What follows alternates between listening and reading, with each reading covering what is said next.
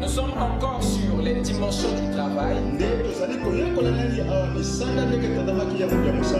Et le point de ce soir va se porter sur une question.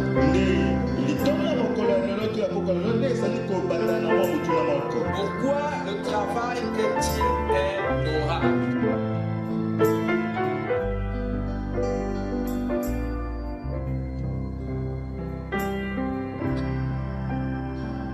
Je vous salue ce soir. Nous remercions le Seigneur pour la grâce qu'il nous a donnée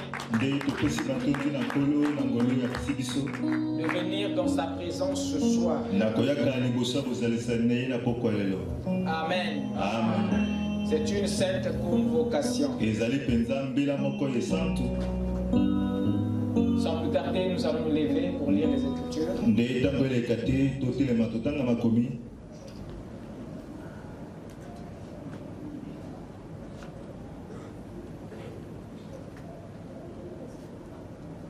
S'il fait beaucoup plus froid, vous pouvez faire signe aux officiers pour diminuer. Non, c'est bon. C'est bon. Diminuez un peu.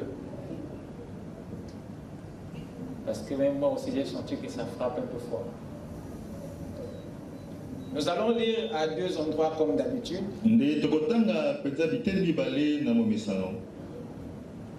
D'abord dans Genèse 1, verset 26. Ensuite, nous irons dans Genèse 2, verset 15.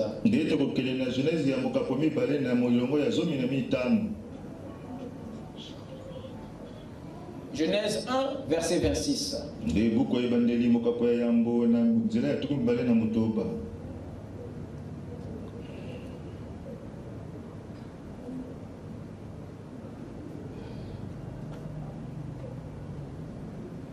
Puis Dieu dit, faisons l'homme à notre image, selon notre ressemblance, qu'il domine sur les poissons de la mer, sur les oiseaux du ciel, sur le bétail, sur toute la terre et sur tous les reptiles qui rampent sur la terre. Amen. Amen. Prions le Seigneur. Seigneur Dieu, encore merci à toi pour cette grâce que tu nous as donnée.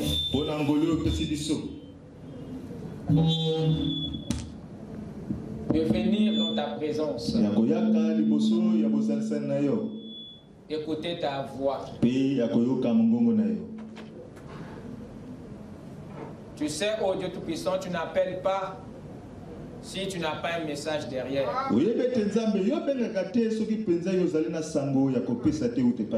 Car derrière le son de la trompette, il y a un message. Puissons-nous, Père, l'entendre, afin de nous ranger du côté de Christ. Donne au Dieu Tout-Puissant ouvrir notre entendement, afin que les choses cachées deviennent ouvertes. Et que tout qui était mystère devienne révélation. Ne laisse personne sortir d'ici avec la confusion dans son esprit. Toi, l'enseignant intérieur, le Saint-Esprit, viens nous enseigner ce soir. Fais-nous croître, Seigneur, dans la stature. Qu'il n'y ait pas de nains dans cette église, mais que tous deviennent des arbres de vie, des baobabs de l'éternel. éternel, nous te demandons, Seigneur, de descendre ce soir, non dans ce bâtiment, mais dans nos cœurs, afin que chaque requête enfouie,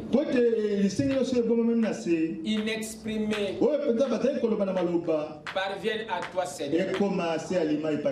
Reçois la gloire, l'honneur, la puissance, le siècle des siècles. Toi qui nous as aimés, au nom de Jésus-Christ. Amen. Amen. Je vous prie de vous asseoir.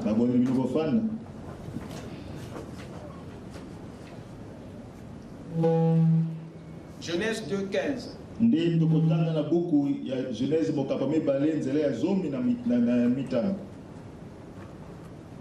Qu'est-ce qui fait ça? C'est la proximité des micros.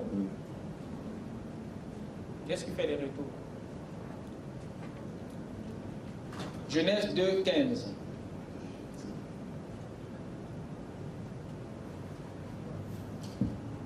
L'Éternel Dieu prit l'homme et le plaça dans le jardin d'Éden pour le cultiver et pour le garder.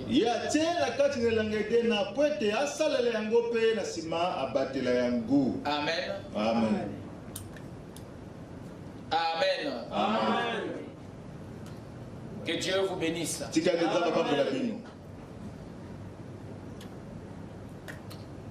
Ce soir, nous allons avancer dans notre étude.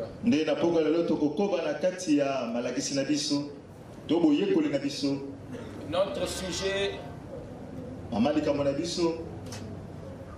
d'habitude ou habituel. Le mystère de sa volonté.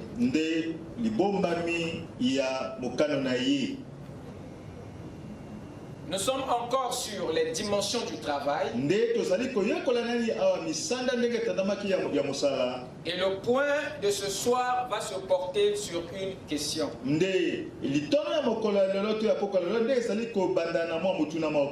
L'étude de ce soir va se porter sur une question. Pourquoi le travail est-il un aura? Un aura. Répétez juste. Pourquoi le travail est-il un aura? Pourquoi le travail est-il un aura?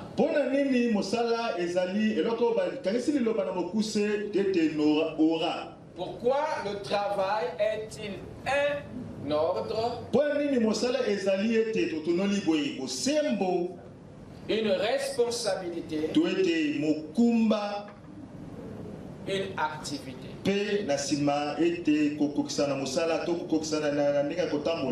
Pour qui le travail est-il un ordre?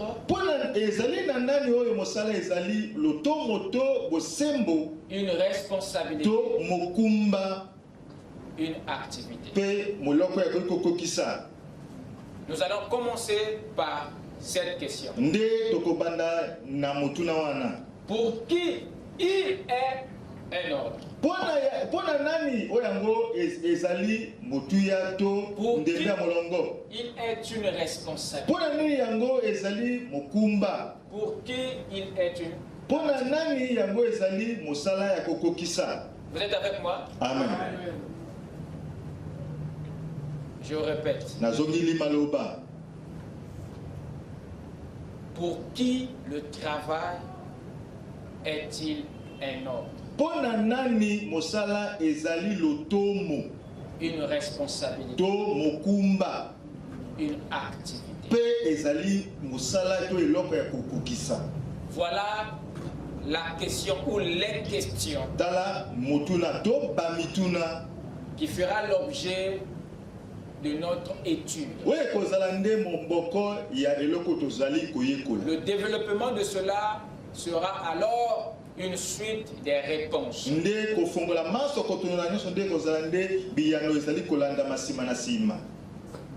Revenons sur Genèse 1, verset 26.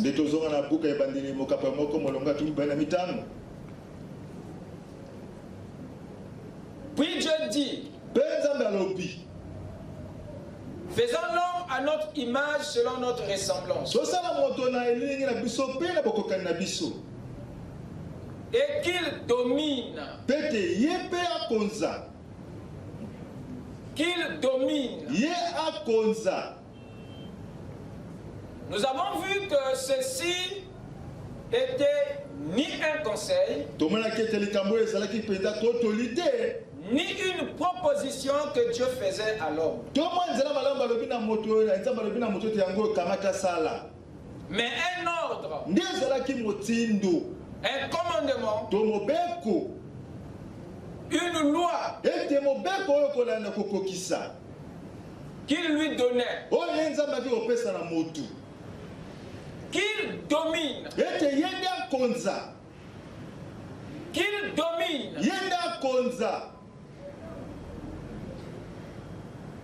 C'est une déclaration impérative.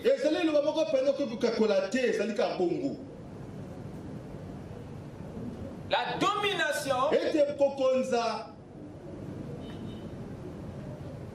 que Dieu voulait que l'homme exerce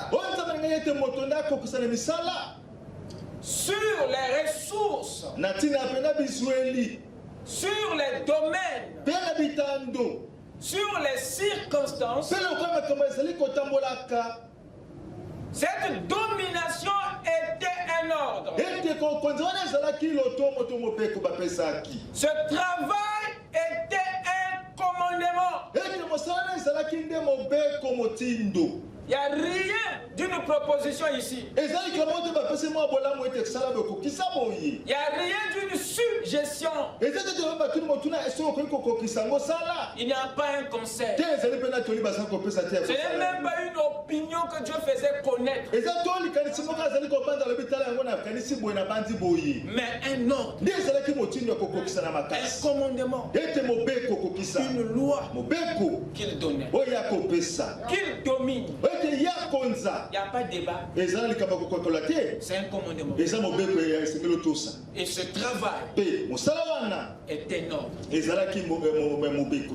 Amen. Amen. Et la question, pour qui?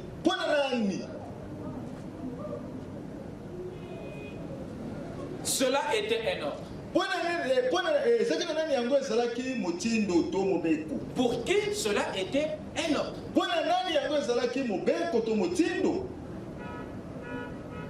Alors, pour répondre sans confusion, il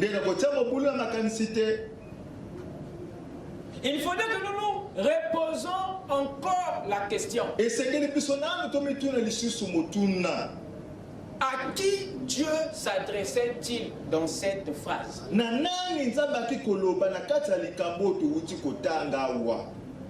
Vous me direz alors. Oui, c'est vrai. Parce que c'est de lui dont il s'agit ici. Puis Dieu dit, faisons l'homme à notre image, selon notre ressemblance, et qu'il domine. Amen. Amen. Mais de quel homme il s'agit ici? De quel homme? David, une fois, a eu à poser cette question. Et aucun ange ne l'avait répondu. Je pense que c'est dans Psaume 8. Si je ne me trompe pas. Il a dit, qu'est-ce que l'homme? C'était une question. Parce qu'il voulait découvrir. Qu'est-ce que l'homme? Et quel est cet homme à qui Dieu s'adressait ici? Allons un tout petit peu à la découverte de cet être-là. Vous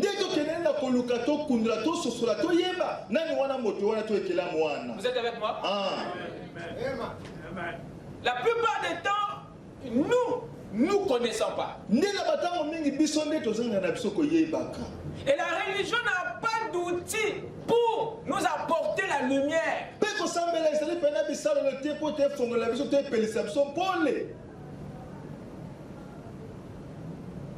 Le mot homme,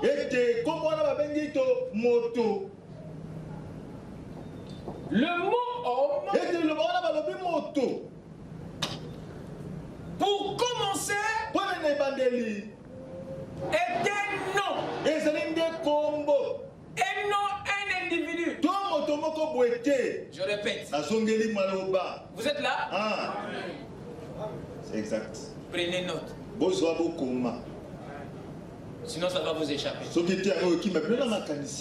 Car l'année prochaine, je ne parlerai pas de ça.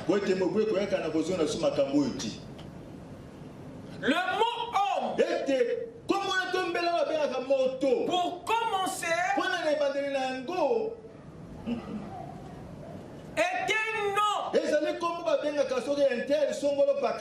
Et non un individu. Ah, ça, je pense que tu ne le savais pas.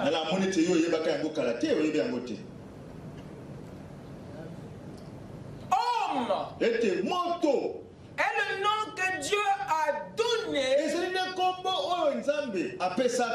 une espèce, à une famille,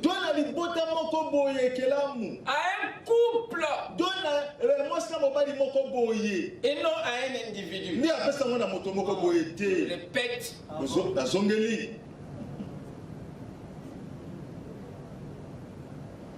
Homme est un nom que Dieu avait donné à une espèce,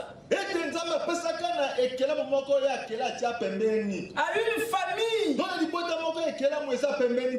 à un couple, et non à un individu. Amen. Amen. Ce que Dieu appelle homme dans ce verset-ci, Genèse 1, verset 6. Celui que Dieu appelle homme ici n'est pas un individu, mais deux individus de la même famille, deux esprits de la même espèce. Est-ce que c'est clair? Amen. Homme n'est pas le nom de l'homme. Homme n'est pas le nom de l'homme. Ah, tu m'as pas écouté. Wow. Homme n'est pas le nom de l'homme.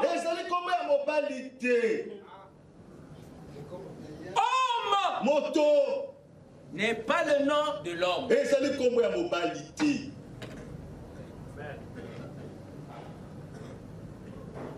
C'est le nom de quoi alors?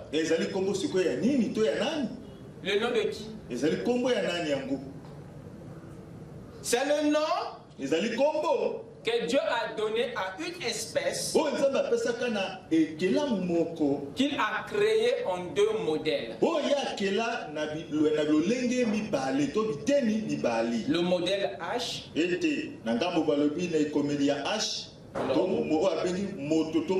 et le modèle F, la femme. Quand Dieu a dit qu'il domine,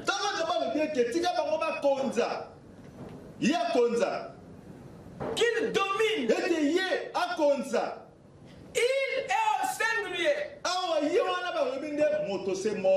Il s'agissait de l'homme. Il s'agissait d'une espèce. Quand il a dit qu'il domine, C'était un ordre que Dieu donnait non à un individu, mais à deux individus, à deux esprits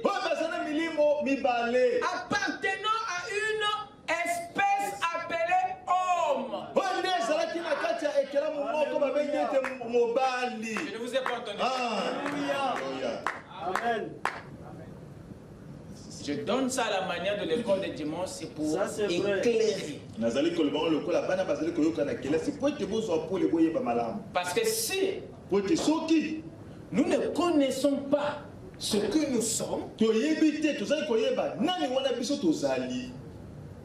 nous ne pouvons pas aussi connaître qui est Dieu.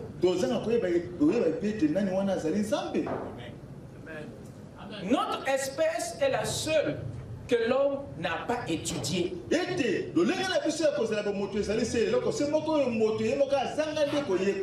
Vous avez étudié l'espèce animale, l'espèce végétale, vous avez étudié les espèces inertes, vous avez étudié, mais votre propre espèce, vous vous êtes arrêté.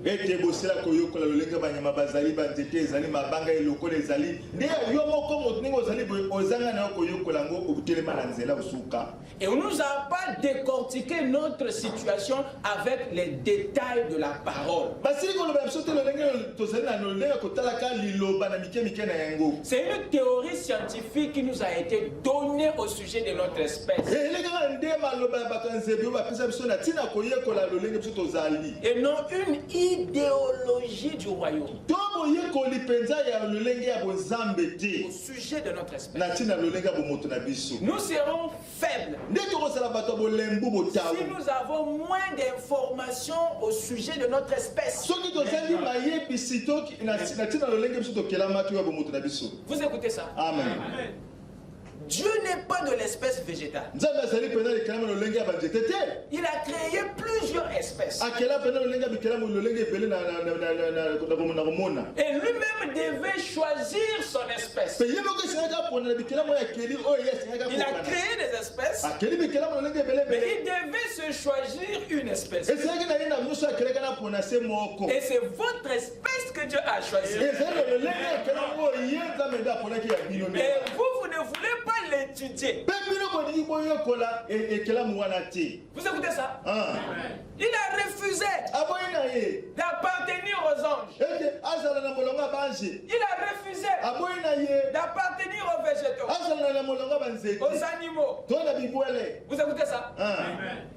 Il s'identifiait seulement et après il repartait d'où il vient. Mais son espèce de choix, d'origine, d'existence, Dieu est un homme.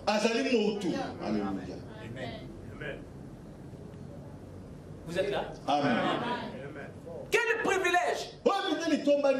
Le Dieu créateur des cieux et de la terre, il a préféré être pour lui un homme, être pour lui de l'homme, être de notre espèce. Voilà pourquoi les anges te jalousent. Parce que Dieu avait choisi son camp. Amen. Amen. Donc quand il a dit qu'il domine, Dieu s'adressait ici à deux esprits, à deux individus qui appartenaient, qui appartient à une espèce que lui appelle homme. Or l'homme, c'est l'espèce Dieu. C'est l'espèce Dieu. C'est l'espèce de Dieu. Amen. Raison pour laquelle, en dehors de cet homme, il y a plus n'y a plus une autre théophanie. Il n'y a plus un être spirituel ou physique à qui Dieu a donné la domination sur terre. Il n'y a que deux êtres qui se partagent le même power. Et en dehors de Dieu, c'est l'homme. Les deux partagent le même pouvoir. L'homme n'est inférieur à Dieu que de très peu. Je répète, cet être-ci n'est inférieur à Dieu que de très peu. C'est pas moi qui le dis, c'est la Bible. Vous écoutez ça? Amen. Il n'y a aucun ange. Amen. Amen.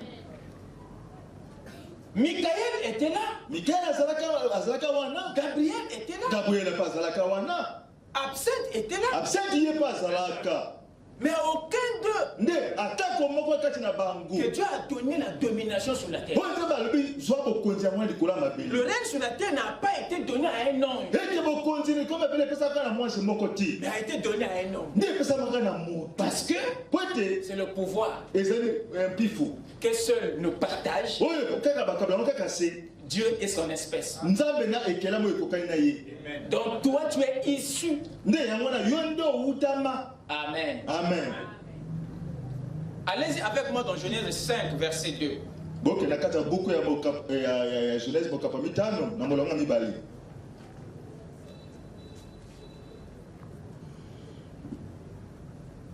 Genèse 5, verset 2. Et Genèse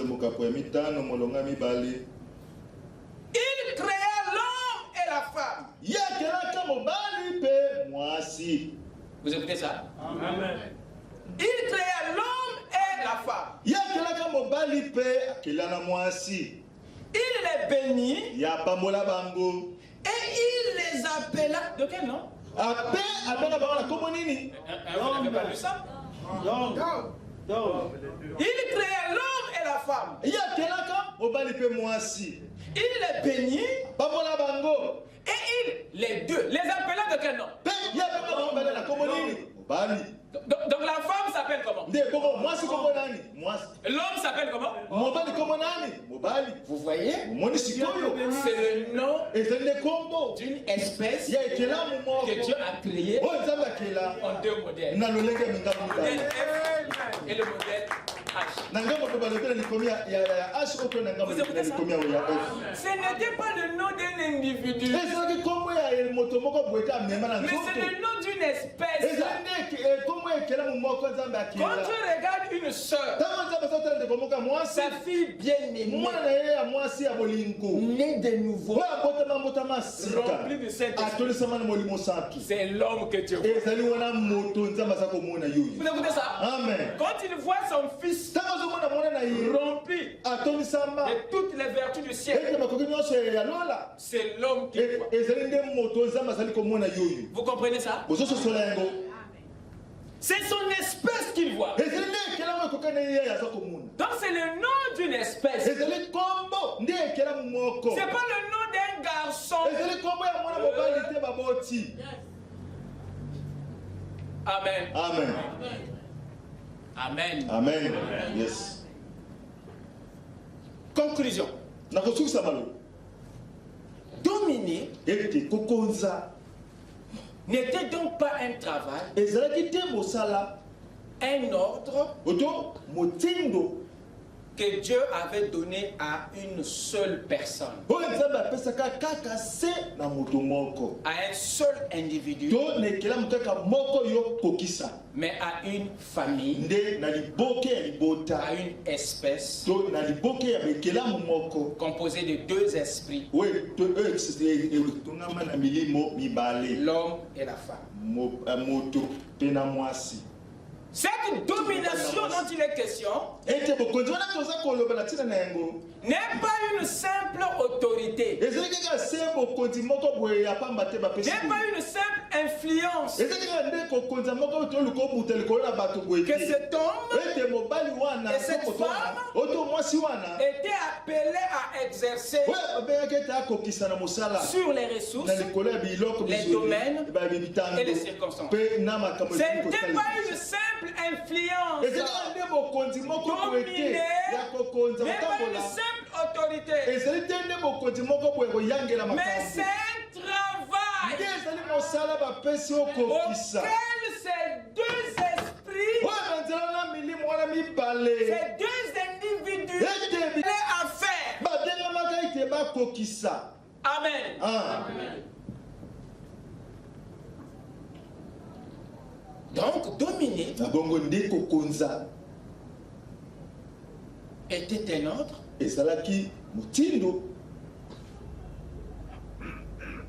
qui s'adressait à l'homme et à la femme.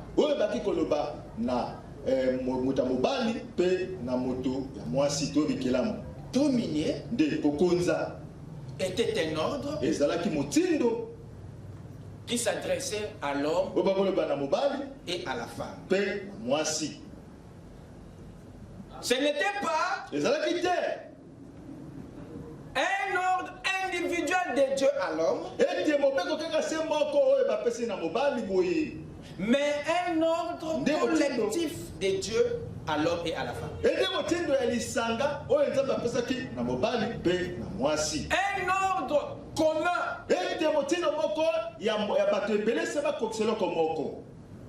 de Dieu aux deux. Amen. Amen.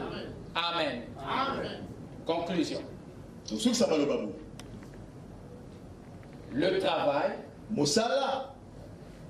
l'ordre était. Le travail était un ordre. Ou dominer était un ordre. Un travail que Dieu avait confié, ordonné à l'homme et à la femme. Amen. Amen. Amen. Amen. Donc au niveau de l'ordre, la confusion est levée. Dominer est un ordre qui a été donné aux deux et non à un. C'est la tâche du couple. C'est la tâche de toute l'espèce. C'est le travail de la famille. C'est le travail de l'homme et la femme. Car c'est aux deux que cet ordre a été donné. Est-ce que c'est clair? Sœur, tu as appelé à dominer. Frère, tu as appelé à dominer. Cet ordre, à l'origine, nous a été donné. Amen. Amen. Amen. Passons maintenant à la deuxième interrogation. Pour qui le travail est-il une responsabilité?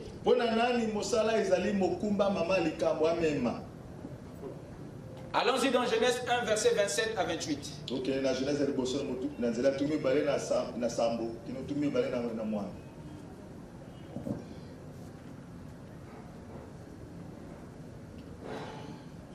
Genèse 1, verset 27 à 28.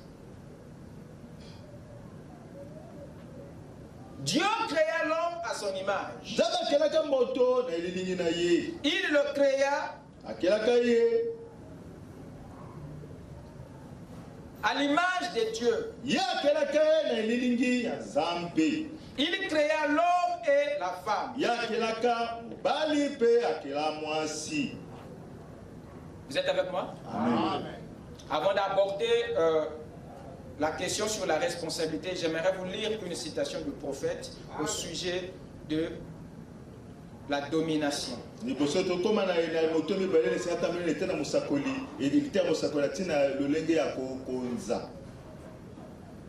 Parce que quand je parle de l'ordre qui a été donné aux deux, je vois le visage de certains frères sont un peu sceptiques. C'est comme si on est en train de partager le gâteau qui vous appartient uniquement à vous. Il y a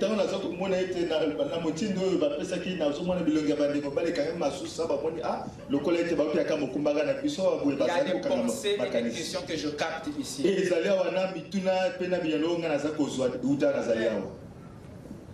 La parole, le message est venu pour nous ramener où? En Éden, n'est-ce pas? Dans les jardins, n'est-ce pas? Tout en Éden. Vrai ou faux? Donc nous prêchons pour que nous repartons là-bas.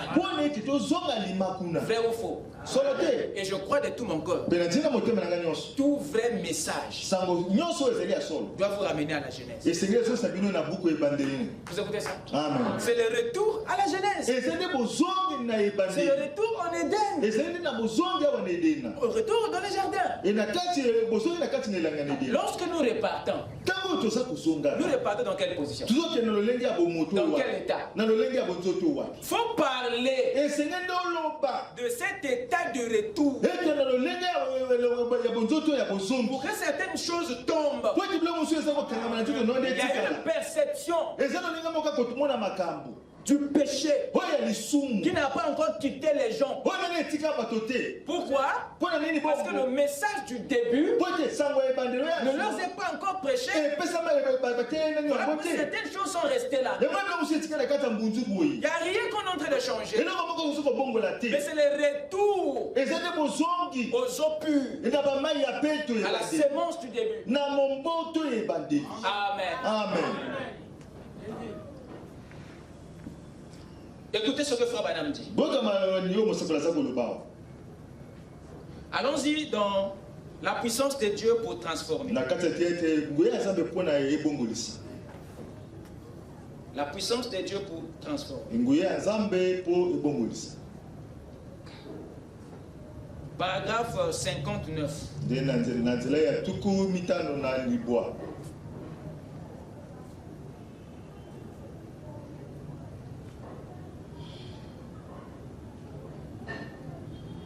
Il dit ceci, le prophète. Maintenant, dans ce quartier général, où son fils et l'épouse de son fils avaient été établis sur toutes choses,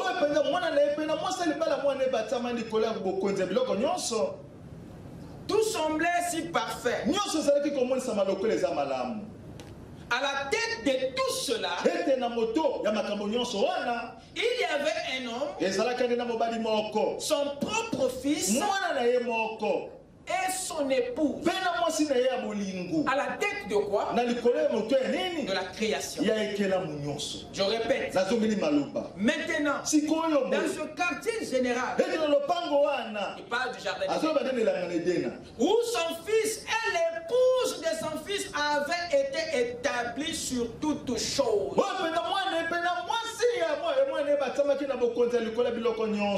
Tout semblait si parfait. À la tête de tout cela, il y avait un homme de son propre fils et son épouse. Lesquels dominaient à cette époque?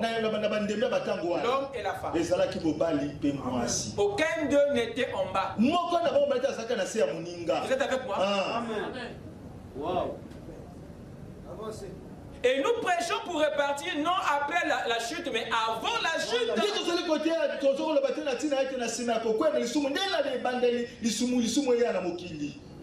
Est-ce que quand Dieu vous regarde, Il vous voit de la manière que vous étiez avant le péché. Parce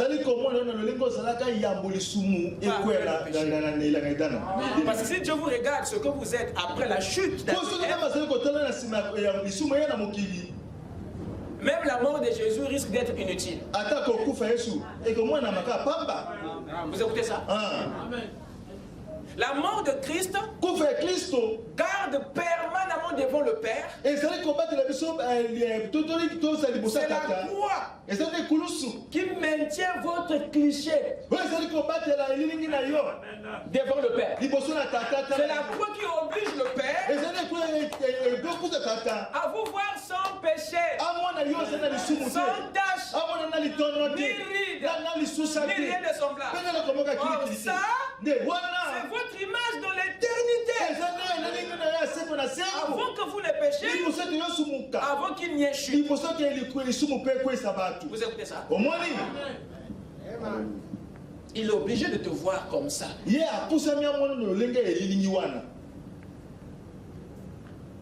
Amen. Amen. Allez-y dans l'Éden de Satan. Je commence à partir du paragraphe 43 à 44. Écoutez.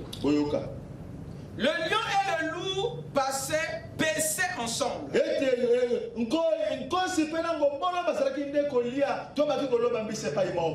lion et le loup paissaient ensemble.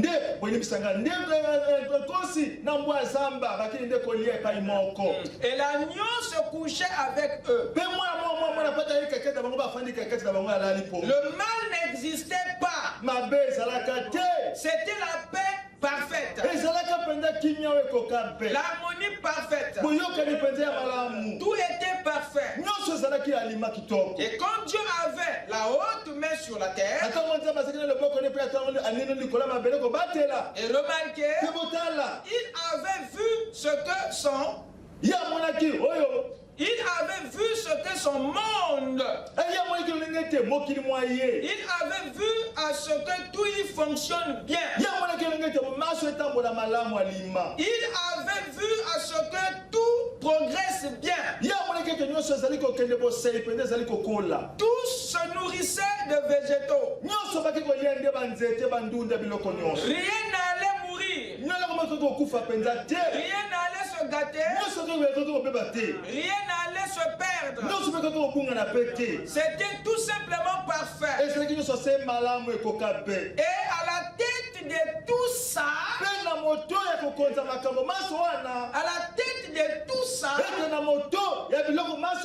il a placé ses enfants bien-aimés.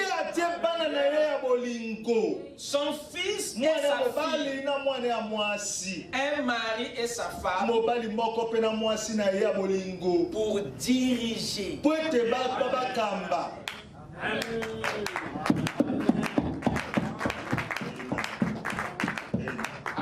Amen. Ça c'est le message du début.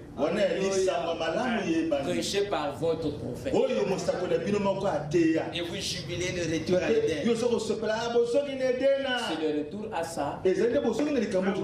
Pourquoi dans l'application ça devient difficile? Nous ne prêchons pas comme parole seulement, mais de la démonstration. Amen.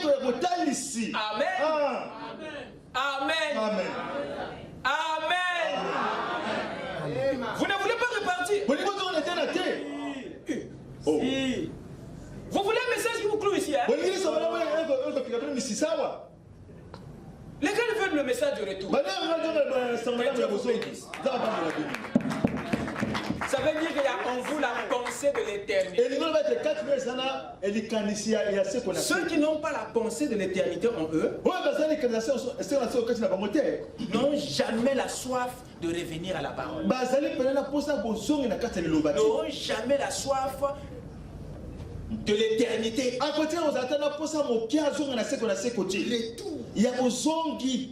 Dans la plénitude, dans la perfection. Amen. Amen. Voilà pourquoi la repentance est un levier qui manque dans beaucoup de véhicules. Et Dieu a cassé ça. Il n'y a pas marche en arrière. Voilà. Amen. C'est ça qui permet. Amen. Donc vous voyez que le prophète montre ici que dans le leadership originel, c'était une famille, c'était une espèce, c'était un couple, c'était deux individus qui partageaient le même pouvoir de la manière que Dieu partageait son pouvoir avec l'homme. Amen. Revenons maintenant dans Genèse 1, 27, 28. Prenons cette question avant de partir. Pour qui le travail est une responsabilité? Dieu créa l'homme à son image. Il le créa à l'image de Dieu. Dieu créa qui? L'homme. À son image. Il le créa. Cet homme a l'image de Dieu. Il créa l'homme et la femme. Est-ce que vous voyez le jeu de mots? Dieu parle d'une espèce. Et après il rentre dans cette espèce. Il vous dit que cette espèce dont je parle là, c'est lui et moi. C'est l'homme et la femme. Vous écoutez ça? Amen. Amen.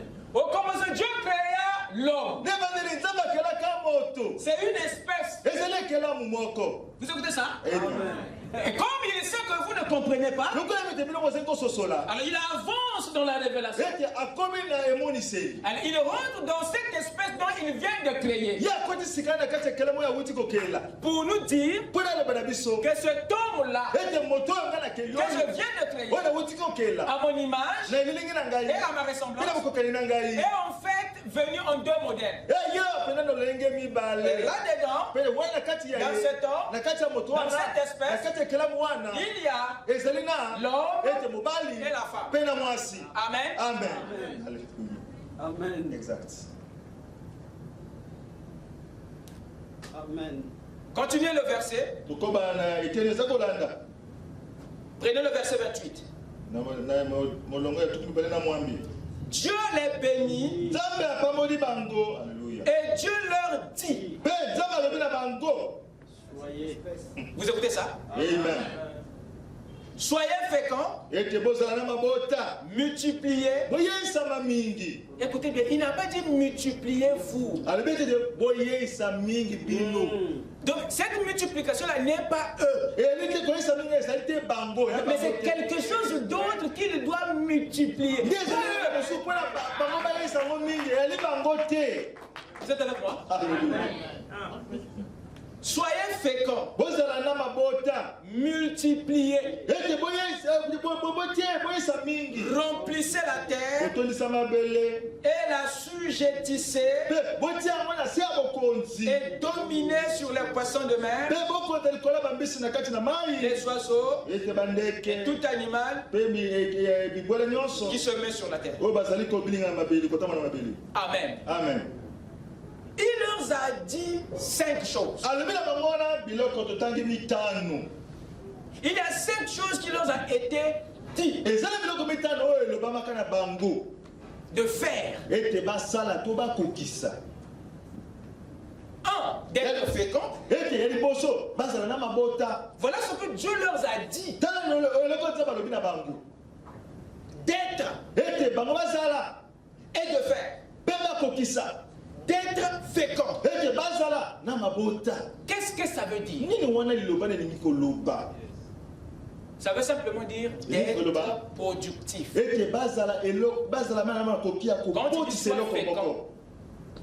Quand tu dis sois fécond, ça veut dire qu'il a déjà mis en toi. Vous écoutez ça? Amen. Ce qui peut produire. Quand il te dit sois fécond, ça veut dire qu'il y a en toi quelque chose qui peut produire. Je répète. Il y a en toi. Quand il dit sois fécond, c'est pas de toi qu'il est question. Mais de cette chose qu'il a mis qui peut produire. Vous écoutez ça? Amen. Alléluia. Amen. Donc, n'est rien à voir ne veut pas dire que tu manques ce qui peut produire.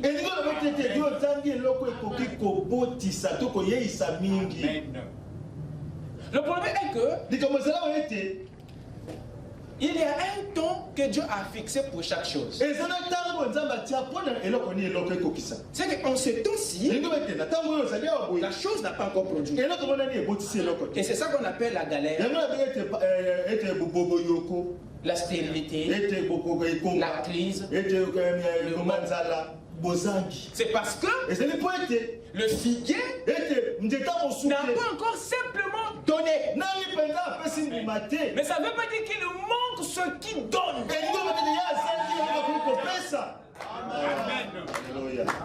Que je parle en patois.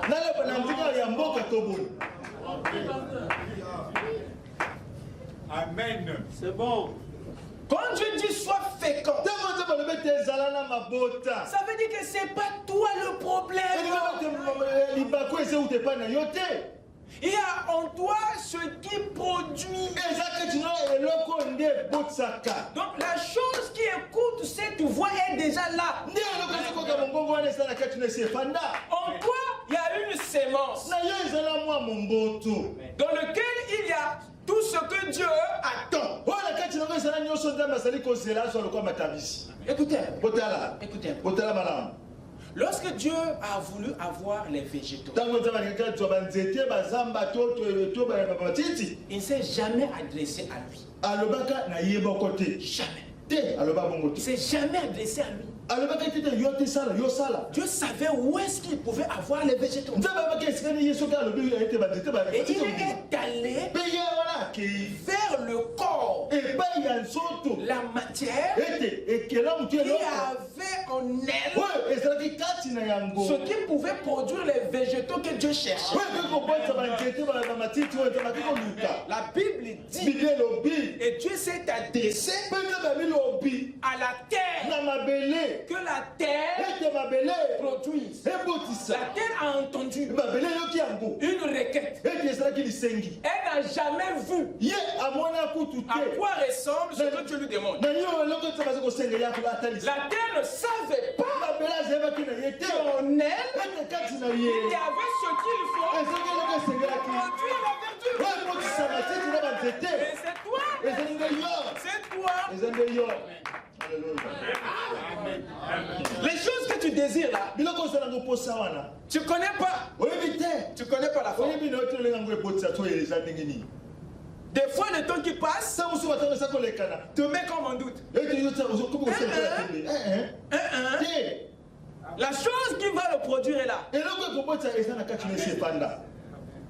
La terre a seulement cru. Il a entendu Dieu lui demander la verdure.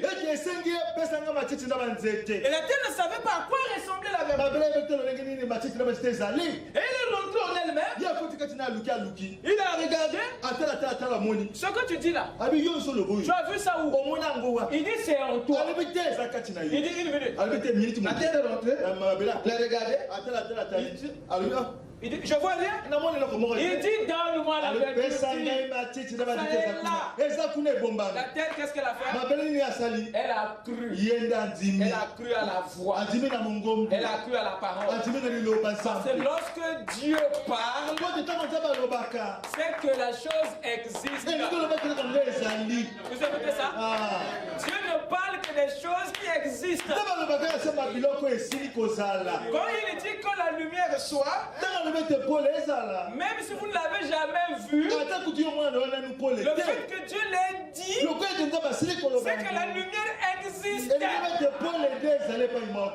importe que vous l'ayez vu ou pas, mais ce que Dieu prononce existe. Amen. Amen. Et quand la terre a cru, la verdure est sortie. C'est là qu'il a su. Oui. Et ce soir, peu importe ce que tu attends, que tu ne vois pas, peu importe ce que c'est, ce que je te demande, c'est de croire. C'est de croire. Je ne peux pas te le demander. Tu ne peux pas avoir ce désir. Si cette chose n'existe pas, ça est là. La chose qu'il a produite est en toi. Dites Amen.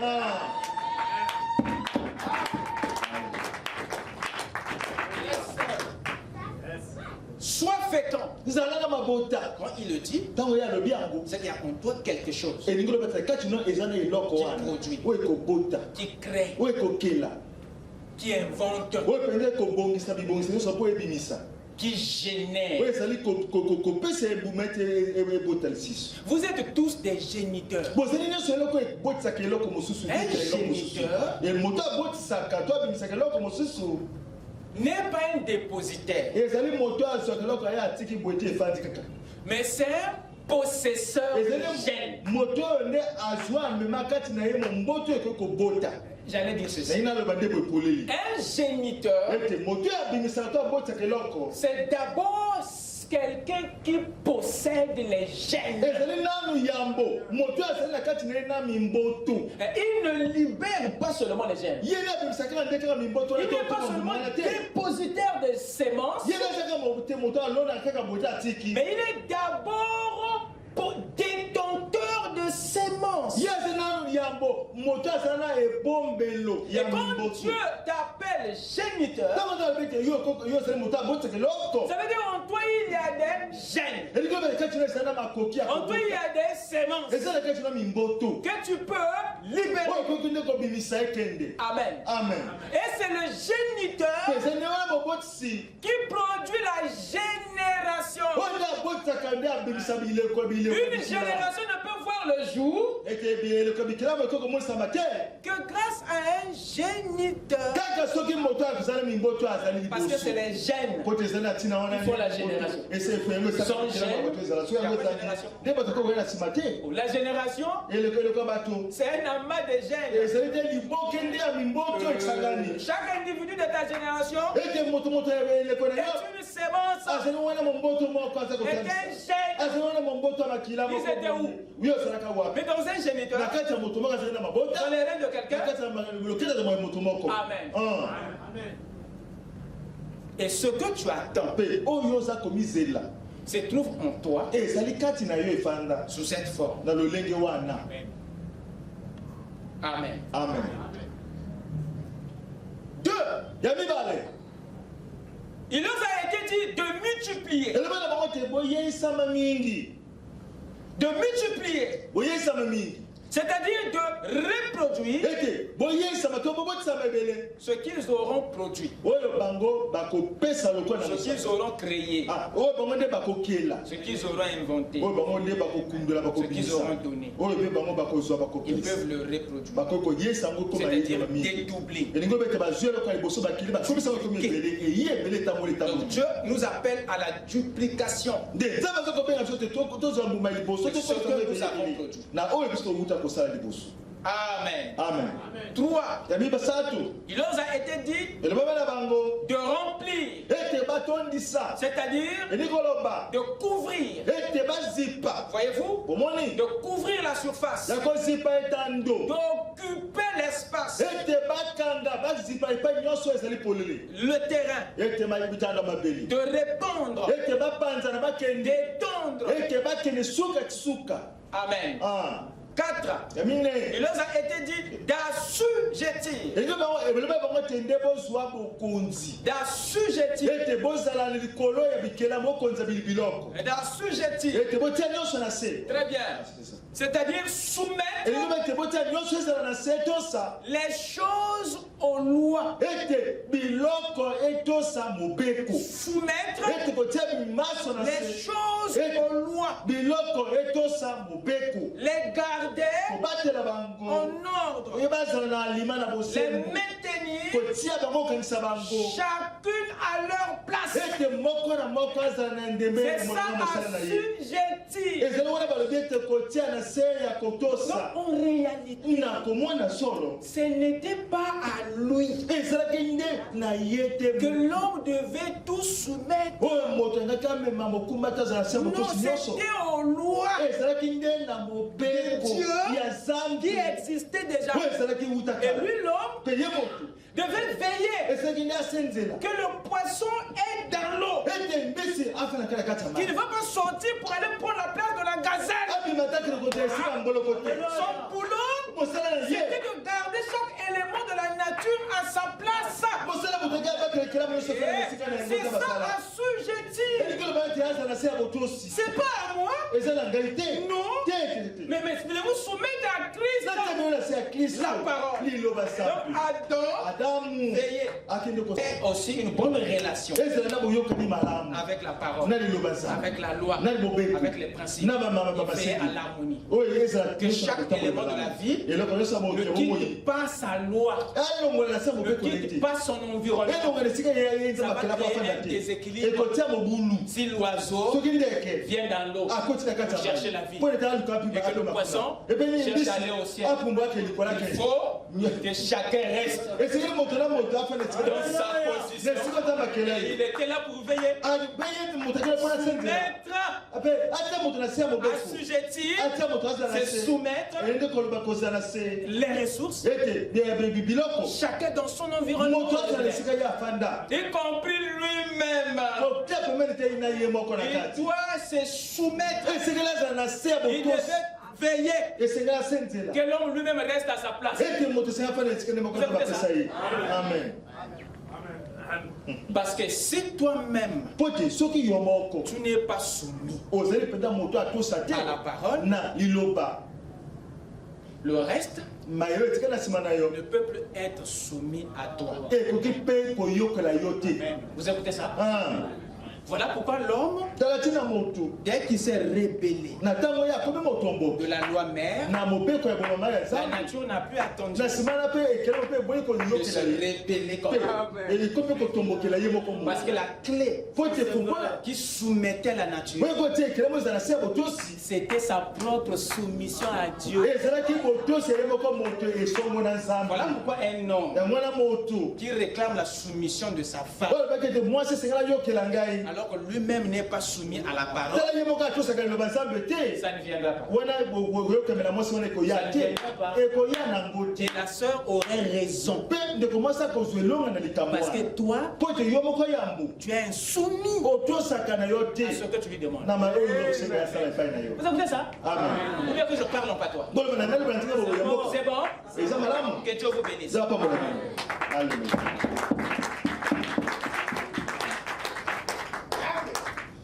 On fait comment? Vous me donnez 5 minutes? Très bien. Le temps est parti là. 5 minutes? 5 minutes. Je peux? Amen. Merci, c'est très gentil. C'est ça assujettir. C'est pas soumettre à toi. C'est la plus grave erreur qu'on a fait. C'est un échec dans le leadership.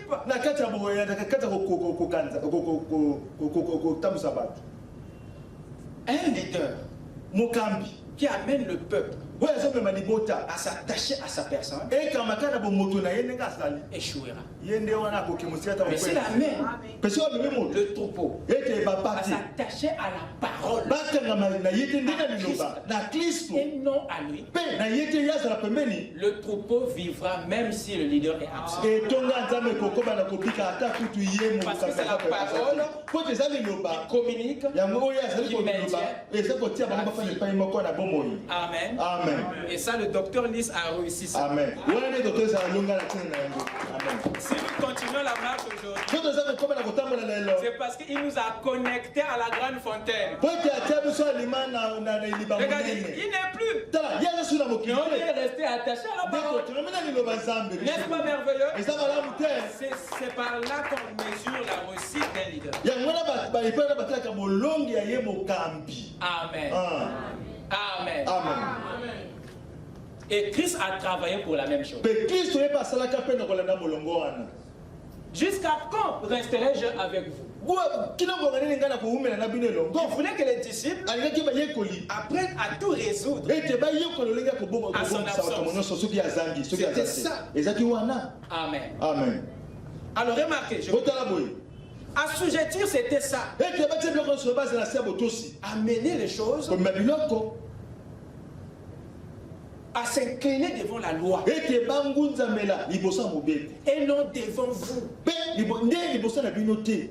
Nous sommes dans le culte de la parole. Nous sommes dans l'adoration de la parole et non dans le culte de la personne.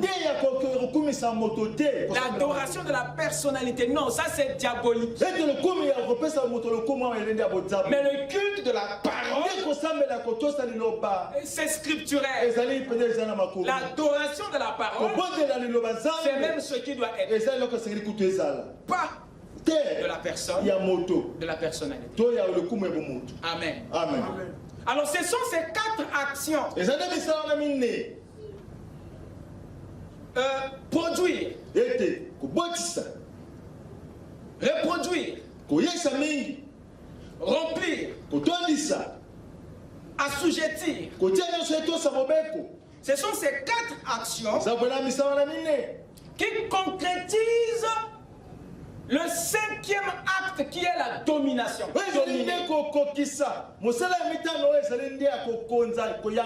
Donc ce couple avait donc la responsabilité de créer, de dupliquer, d'occuper, de soumettre pour dominer. L'homme n'était pas donc seul à produire. Il n'était pas seul à créer.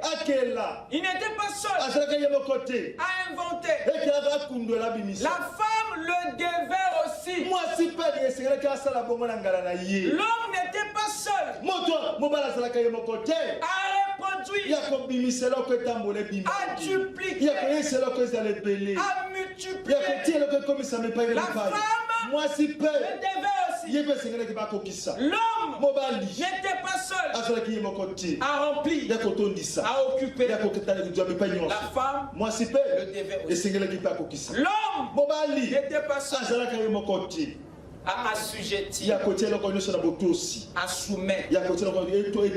La femme devait aussi maintenir les éléments à leur place. Vous écoutez ça?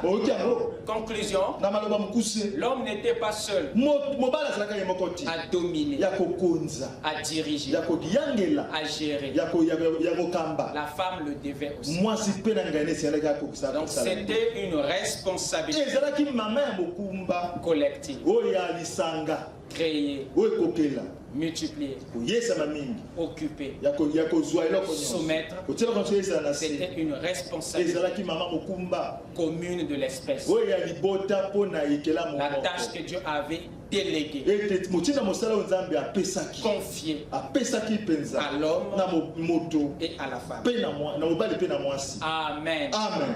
Amen. Amen. Que Dieu vous bénisse.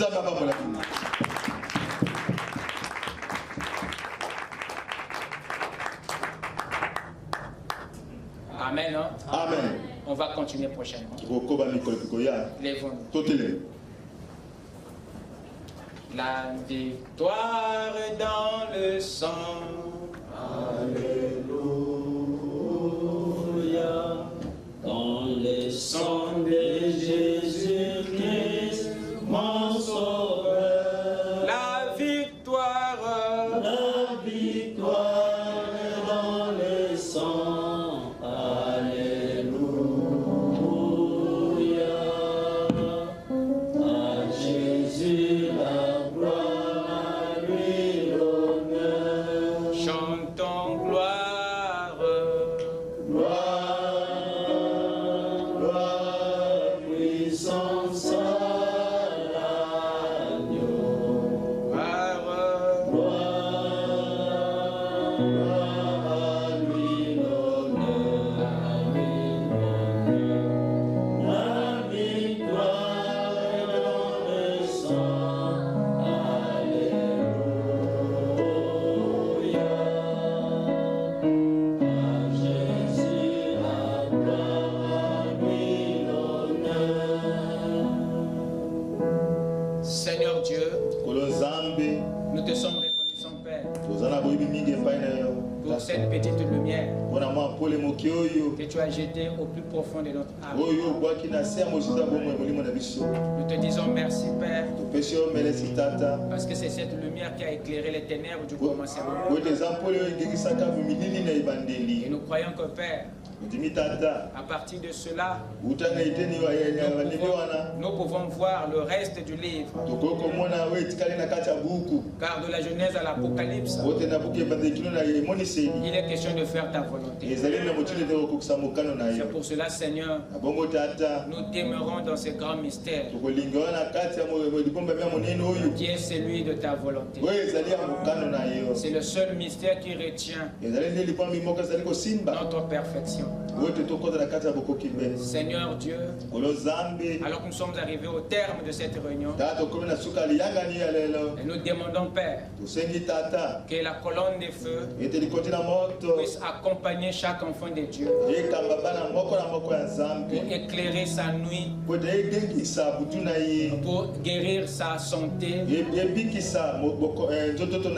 pour changer sa vie, pour transformer ses défauts en qualité, pour lui donner la victoire. Car si tu ne marches pas devant nous, Seigneur, ton peuple va se perdre. C'est cela l'assurance d'Élisée. C'est que l'ange puisse marcher devant lui. Et si les prophètes réussissaient, c'est parce que tu étais au-dessus d'eux, dans la nuée et dans la colonne des feux. Qu'il en soit ainsi pour nous ce soir. Qu'il en soit ainsi pour nous aujourd'hui. Que ton ange soit l'ami de tout un chacun. Et donne à chacun, Père, une suite favorable de la semaine.